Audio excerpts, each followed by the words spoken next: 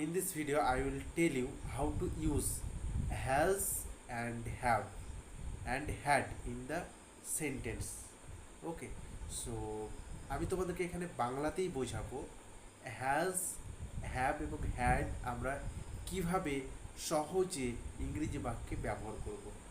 ঠিক আছে, তো দেখো, ফার্স্ট অফ অল আমাদেরকে মনে রাখতে হবে যে হ্যাজ হ্যাভ আমরা প্রেজেন্ট ইনডিফারেন্ট টেন্সে ব্যবহার করি, আর হ্যাড অতীত সময় যখন বোঝাবে তখন আমরা ব্যবহার করি, তাই না? তো এখানে আমরা কী করব, যখন হ্যাজ হ্যাভের ইউজ করব মানে বর্তমানে যখন আমাদের কাছে কোনো কিছু আছে, তোমার কাছে যখন বর্তমানে কোনো কিছু আছে, অধিকারের মধ্যে আছে তোমার, ওটা তোমার তোমার নিজের যখন অধিকারে বোঝাবে তখন তুমি কি ব্যবহার করবে না, তখন তুমি ব্যবহার করবে হ্যাজ হ্যাভ। ঠিক আছে, আর যখন তোমার অতীতে কোনো কিছু ছিল, এখন হয়তো নেই বা এখনও আছে, তুমি এখনও আছে বলা ভুল হবে, অতীতে তোমার কাছে কোনো কিছু ছিল অধিকারে তোমার নিজের পার্সোনাল, তখন সেটা কি হবে, তখন হ্যাড ইউজ করবে। তো চলো এবার তোমাদেরকে আমি এক্সাম্পলস দিই। ঠিক আছে, এক্সাম্পলসগুলো হবে এরকমই, যে আমি যদি বলি এখন আমার কাছে একটি গল্পের বই আছে, তাহলে I have a story book. এবার যদি আমি বলি যে অর্ণবের কাছে একটি কবিতার বই আছে, তাহলে কি হবে, অর্ণব হ্যাজ এ পোয়েট্রি বুক।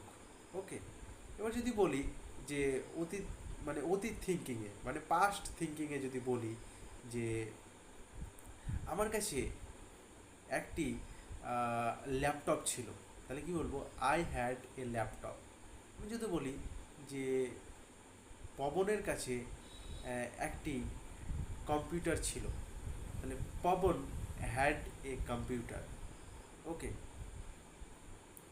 এখন যদি বলি যে আমার বাবার একটি জমি আছে, তাহলে কি বলবো, my father has a land.